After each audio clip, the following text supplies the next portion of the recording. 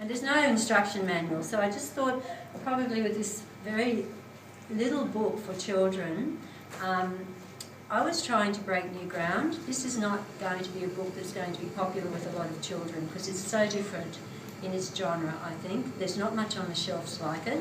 There are a few, but a lot of them are in picture book format for younger children, where you're actually talking about a loggerhead turtle being endangered and so on, some lovely picture books along that line.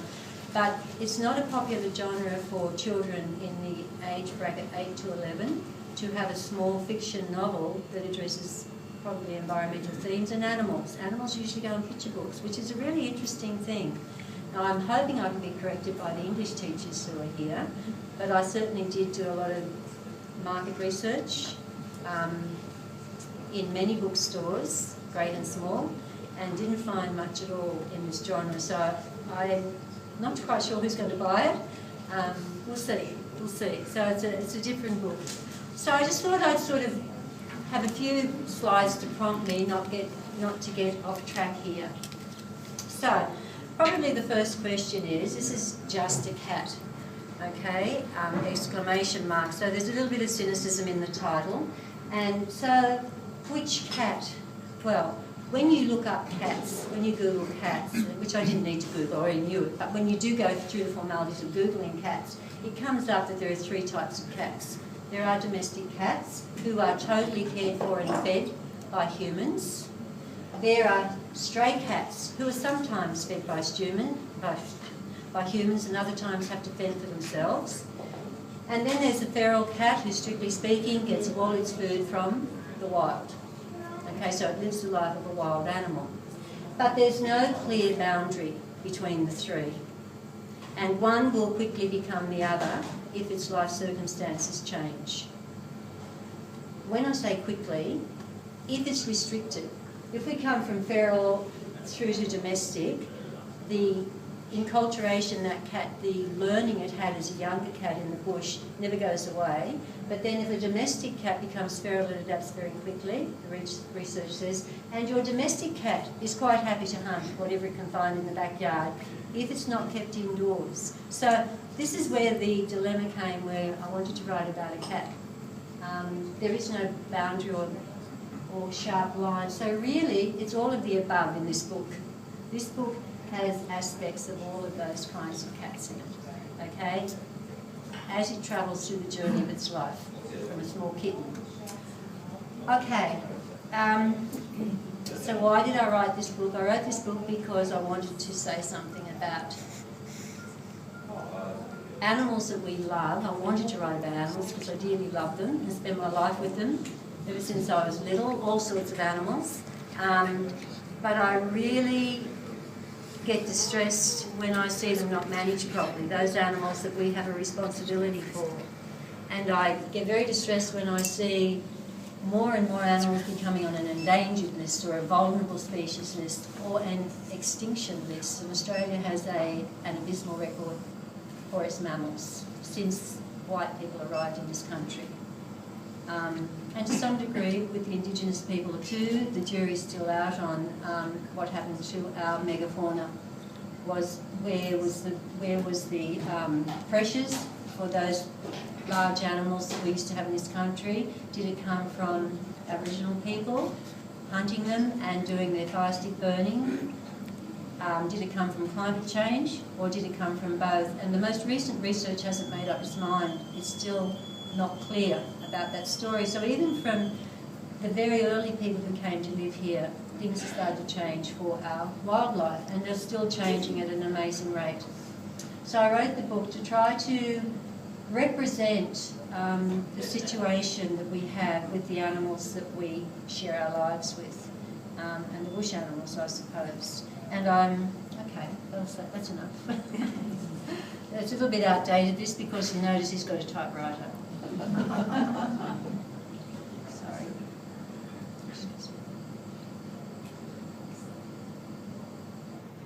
Okay. Now, being a science teacher, you can't sit there without me telling you some statistics. Okay, that's the left brain.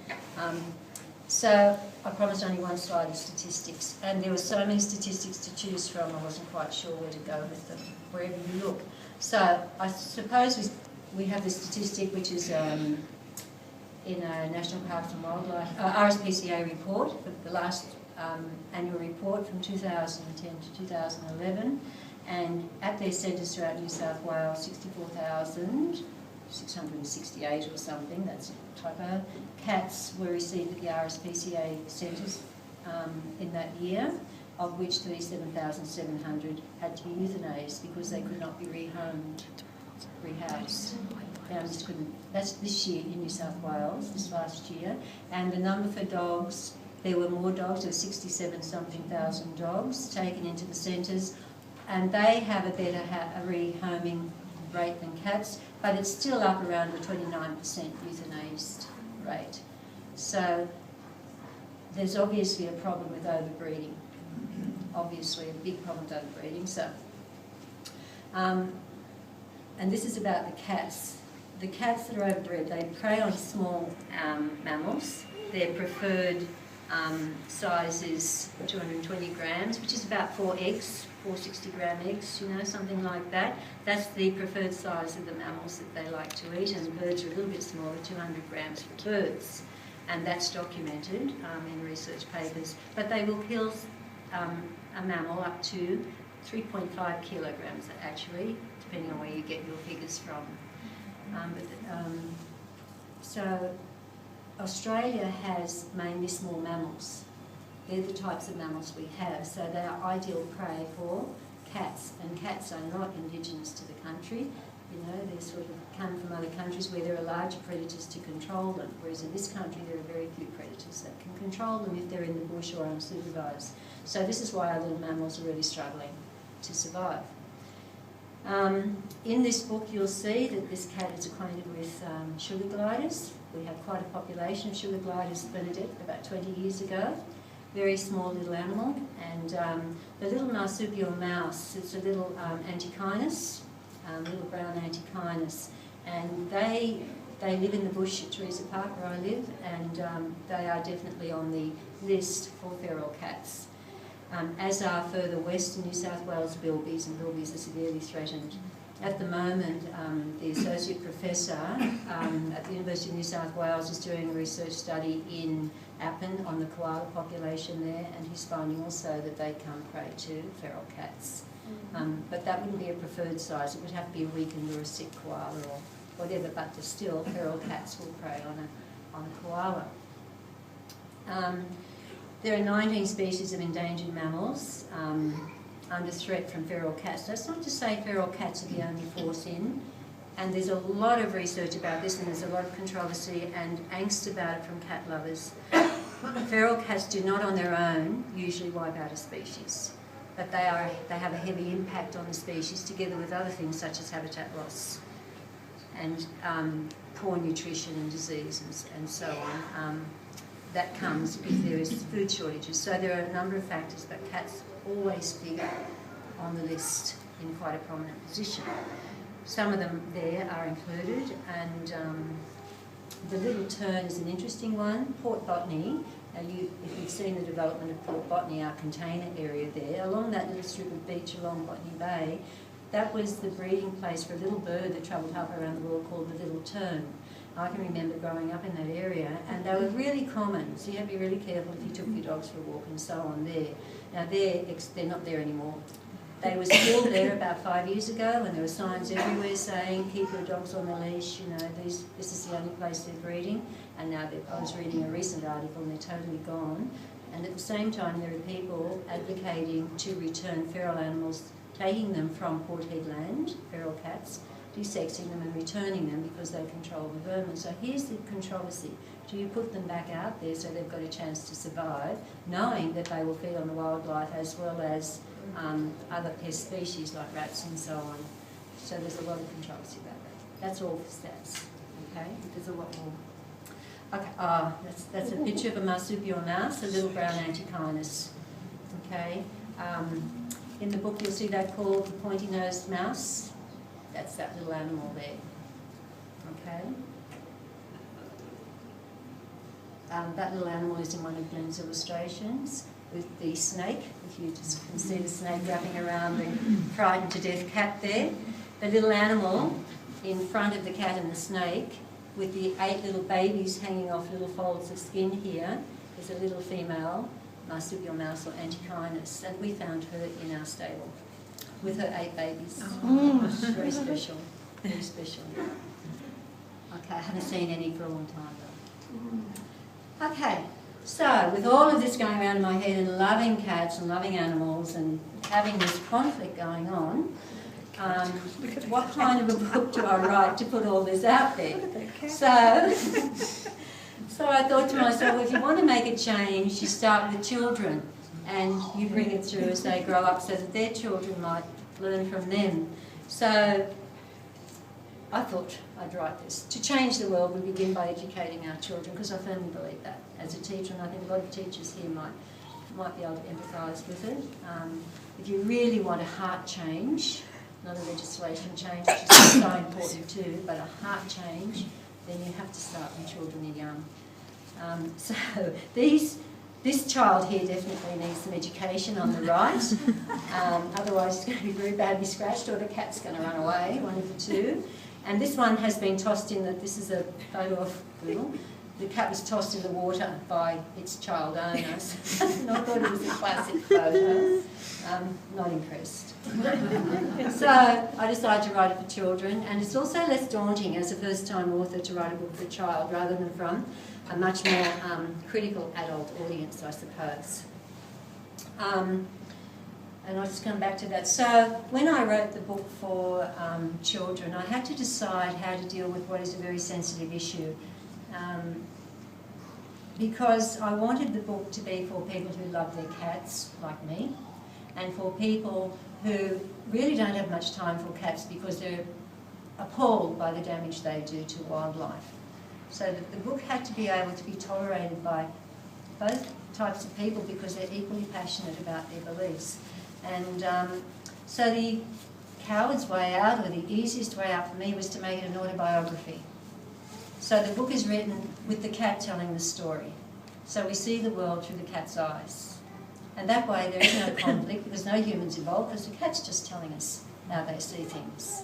And you see the cat vacillating between wanting to be a domestic cat but wanting to be a bush cat, and quite proud of itself in both of those kinds of roles. And then I made it, I think, well, there's nothing better than a story, so I slung a story together that I thought would hold up. But again, being left-brained, it needed some structure. So if you read my book, you'll see there are 9 chapters for the 9 lives of a cat. And hence the illustrations match an incident where that cat lost one of its lives. So each chapter has one illustration of some horrific, life-threatening situation that the cat is subjected to. About 60% of them happened. About 60% of those events happened, okay? The others were needed for the story to flow. So it certainly is fiction. The science is really, really well researched, down to, you know, whether the cat eats this in the morning or hunts this at night, or what it does when it meets another cat in the bush, and feral cats caring for their kittens and so on. So it's very well researched, the science, hopefully. No one will disprove anything that I've said there. And the science couldn't be in your face too much because it's not a science book, as children would call a science book. It's a book about cats. So the science is very subliminal, but all the messages are there. Every bit of research I picked up, I could find something mirroring that research in the book, in the story. So for that reason, it's carrying a lot of important stories that won't be so obvious to children that, oh, now we're learning about dissecting cats, you know. But it's there. This is the way this cat needed to be managed. So that's why it turned out to be a children's book set to about 8 to 11-year-olds, okay, depending on the reading strength of the child and the interest of the child. But a few of my friends in here have already read the book and said they quite enjoyed the book. So it's obviously got a wider audience as well. Hopefully there's some humour in the book, and there's hopefully something that tugs at your heartstrings in the book. So trying to do that. So I suppose all that's left to be said is where do I go to from here with this? Well, I'm going to promote that book because I believe in that book, hence tonight.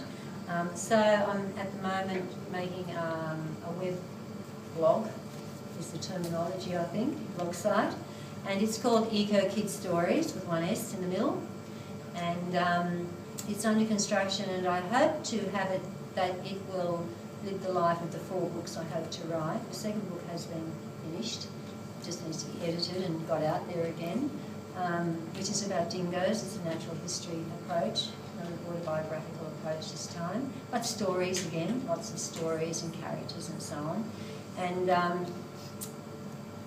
what I would hope to do with the blog site is to make it friendly, where people would want to talk about their experiences with animals and share them. And I would hope to talk about the 33 animals Glenn and I counted in this book. We didn't know that until we sat down last night and counted them. But there are 33 different species, we think, in this book, and quite a few indigenous plant species, Greg, banksias and so on, in the book too. And we would hope to develop little stories about those animals too, and if they're endangered or if they're under threat, or if there's campaigns where you're sending in, signing petitions and so on to protect those animals, we could put those kinds of links on to the blog site. So there will be follow-up and follow-through. Firstly, just for this book, but then as the other books eventuate, if they do, then they will be added to it as part of that blog website. So it's just the beginning of its journey, I hope. I've just got to find the time to do all of that. The messages, I think, that come out of the book is that we need to join forces to manage our cats better. We need to join forces with council organisation, with wildlife organisations, with RSPCA and WIRES, and with our neighbours and our friends and our mothers and fathers and children and nieces and nephews who've got cats and animals. If we see that they're not being managed properly, then gently suggest that maybe there's a better way to do things, or point something out to them. I don't know, it's a hard topic. So some of the things that come through in the research, and all the research I used was quite recent research in the last 2 years, most of this. Clover Moore went on a campaign last year, the end of the year before, to stop puppy farms selling repeated litters of cats and dogs to pet shops. Okay, they are the main providers of pets to pet shops, backyard breeders, and many more animals are bred than should be bred because they can't be housed, as you saw from the other statistics. So she made some progress with it, but then it's been overturned, I think, in New South Wales, whereas other states that legislation stands. Pet Barn, I just found out recently, actually has the animals they have there are animals from the RSPCA. They actually don't bring in their own animals, and they promote the RSPCA animals, and you actually are purchasing them from RSPCA through Pet Barn. Also, I read on their website, so I'm hoping that sounds great, if that's true, because a lot of people would go to places like Pet Barn to buy their animals. So they're rescued animals or they're dumped litters and so on. So the wheel is turning a bit, I think, but it needs combined forces, and it needs people to write books about it, I think, too. So no impulse buying for Christmas presents, and then when the time you go on holidays, when it's grown up, dumping it, because that's what often happens. They take them to the rescue centres. Oh, my kids have grown out of this pet. So it's dumped on the rescue centre, many of whom have to be euthanized because they can't be rehomed. Desexing is critical. Desexing is critical because we've got this problem now, but cats in particular can have up to 4 litters a year of 4 kittens a year, 4 kittens per litter, 16 kittens a year if they all survive, which they usually don't, but still the population increases very quickly. So it should be compulsory in desexing, and councils have been called upon to make desexing mandatory. Hasn't happened in all councils yet. Also, RSPCA do cheap desexing, I believe, and there are some very well-intending people who are paying for cheap desexing of animals where people are poorer and they actually can't afford to have them desexed. There's a whole lot of people out there trying to work. They just need to link up, I think, and I think strength comes in numbers. So no backyard breeders, control of numbers. Keep cats in, especially at night. Cats are nocturnal hunters, nocturnal predators. They have excellent vision at night, much better than most animals, and therefore they have the advantage, and they're good tree climbers. So that's why they have a bigger impact on our small native animals than do the foxes, even though foxes are a significant predator, because they can climb trees where many of our smaller marsupials, like the sugar glider, live. The cats can actually go up to where they're living, so they need to be kept in at night. Preferably they need to be kept in all the time, but that's a hard one, to keep a cat in a house if you happen to be a person that doesn't like to have an animal in the house all the time, and that's the majority of people. The majority of people don't want to have an animal in the house all the time, but I know that there is a move amongst cat breeders to keep animals in their home all the time, and it works very well if they're trained from kittens, apparently, and they become very socialised into that kind of situation. The bells help, but not 100%, but they do help. The cats are pretty good at learning how not to rattle them after a while, because they're very smooth stalkers, as you know. So I think we need to continue to expand education programs. I think animal management should be in schools. It always gets poo-barred every time it raises its head. The schools are doing enough. There's not time to do anything else, you know. But I really do think that schools can make way a little bit more for the environment in a formal way, and bring in education programs about how to care for our animals. Since at some stage in our life, I think the statistic is 84 people have a pet at some stage, then I think children need to learn how to manage their pets properly, care for their pets, and if no one else is doing that successfully, which they're not, then schools do have a role there. Now, I've got the dingo with question marks at the bottom, where to next, because the second book I've written is about dingoes, and it's from quite an interesting science perspective about its arrival in the country, about Fraser Island dingoes, a bit controversial, and about sanctuary dingoes today, trying to keep them pure and not being hybridising with dogs. So, and it's a storybook again for children about the same age group, but it looks at some different aspects of things to do with the dingo and the environment, because the latest research is looking at reintroducing the dingo into areas where feral cats are having too big an impact, because it has been shown that when the dingo has been baited and culled from an area, feral cat numbers increase dramatically and mammal numbers drop. So, in some environments, not all environments, it depends on the ecology of the area. For feral cats, they're no good unless they've got rock shelters and so on. But if the ecology of the area is good, the research is showing that to leave the dingo in the area benefits small native mammals. Okay, that's a controversial one too, with farmers and so on. So, don't know where that's going to go yet, so how it's going to be edited. So that's about the journey that I've been on.